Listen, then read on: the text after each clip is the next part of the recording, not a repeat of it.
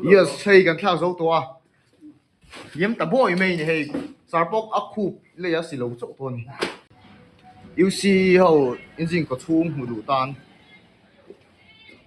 hey tiếng hi ni ta ni chuan hei hi a gear a chun ta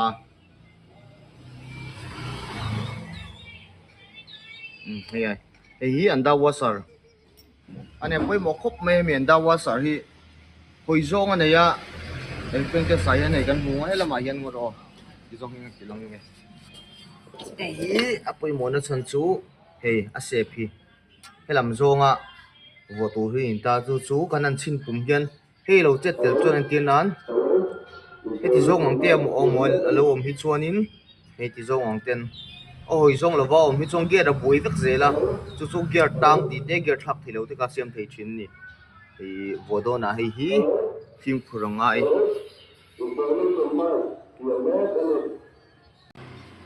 ti chuan he lai hi hydraulic tapet in lok na lai chu ni ta engine down lowa block chin kan down na ate ta tanga kan juk kher no zel kha in ta ni i hemi 5mm hi kan loose thak nu hianin he ta na lok pa hi ate ta hian om ta he ta pakhat he ta pakhat om ta hi ti chhole ngai ta chuan tapet a khalak chho tei thin ni chu hemi lok lo pal chuan hydraulic tapet a thil ka ni mai hi hydraulic tapet in lok na lai ni ta ta hi chuan in connecting ai bu he connecting buk thak ngai connecting ri kan ti chan chu ami hin ta ni chong connecting bearing ber e thak ngai china ri ching kan ti chu hemi kara yen bearing om ta hemi kara om hi ni ta chu let me see na e balancing ki ti rangai chin ni e connecting ber chu ni ta a buk kan an ti chan tak engine ndau na ngai thin chan chu helai car bearing chet to wang buk to thin wang an chin ta chon engine bearing ve thunga chon engine bearing thak ngai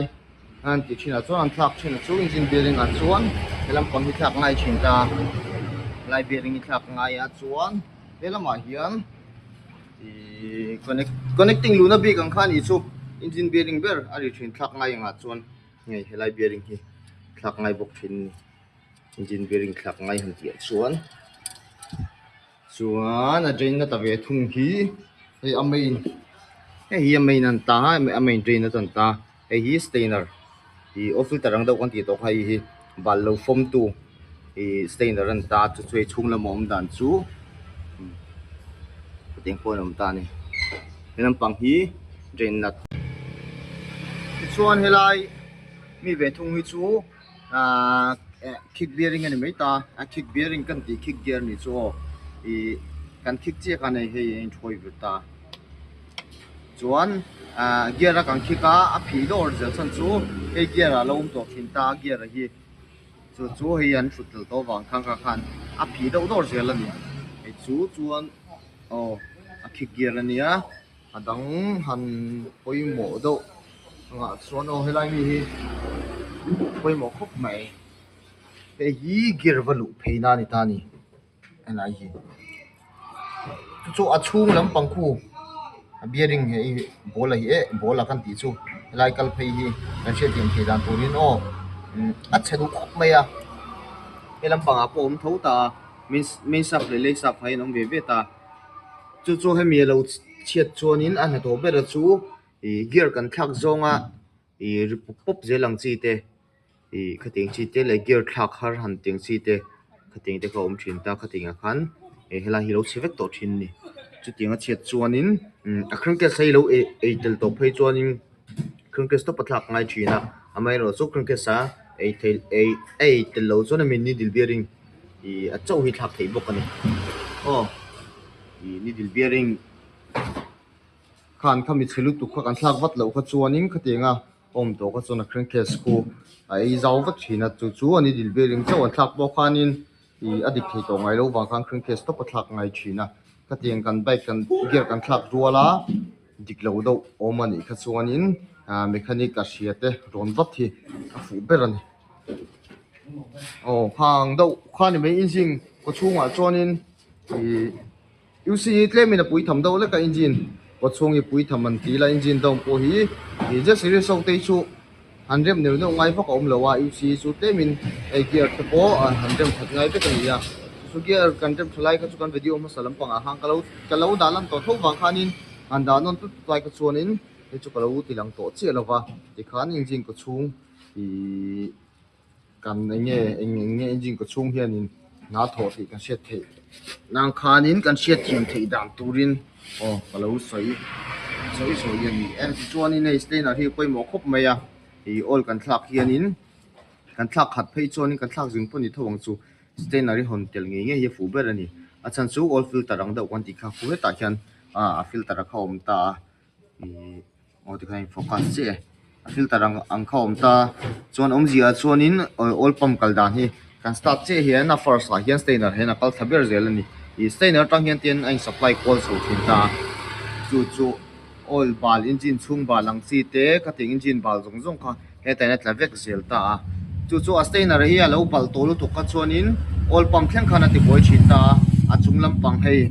hi oil pump chun ta i hemi oil pump thleng ina ti boi thei thin ta chu a chung lampang head block vela kal chho tu kha lo block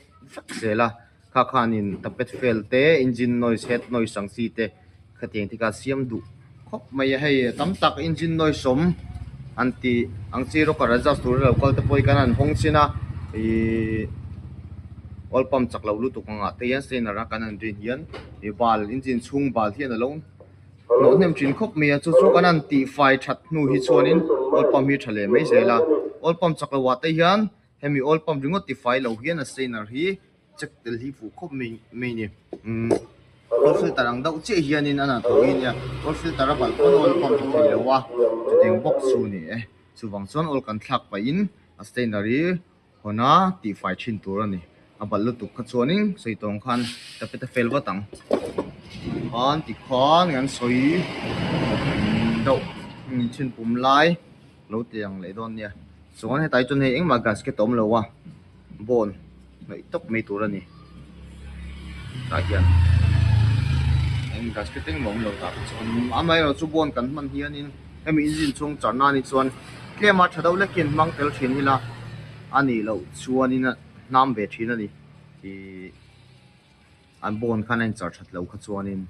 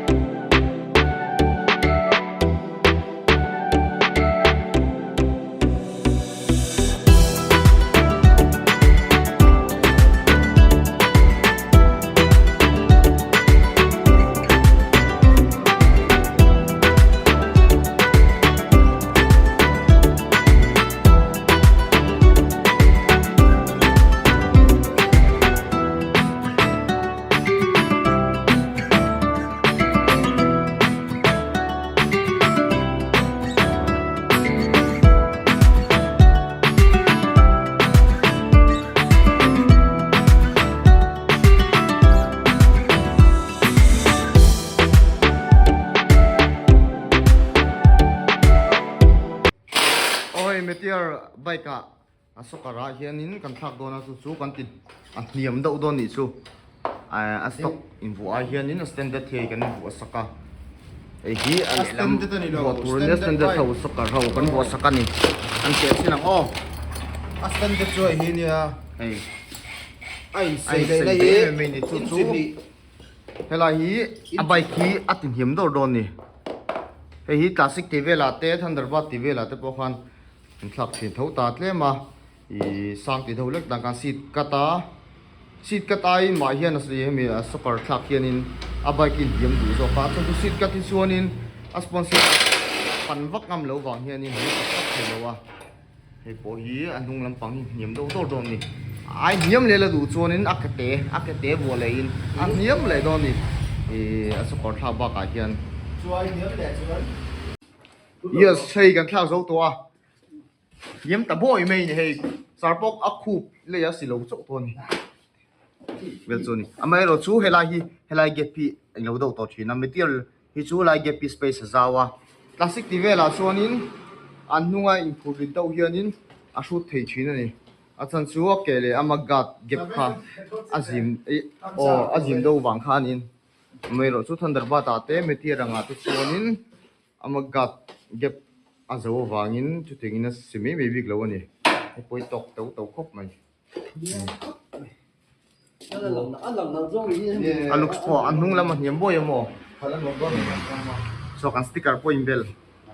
chu wanga ni ang engine repon nal em kasia te zon tapeta de shimong yes an hiam boy dem boss oh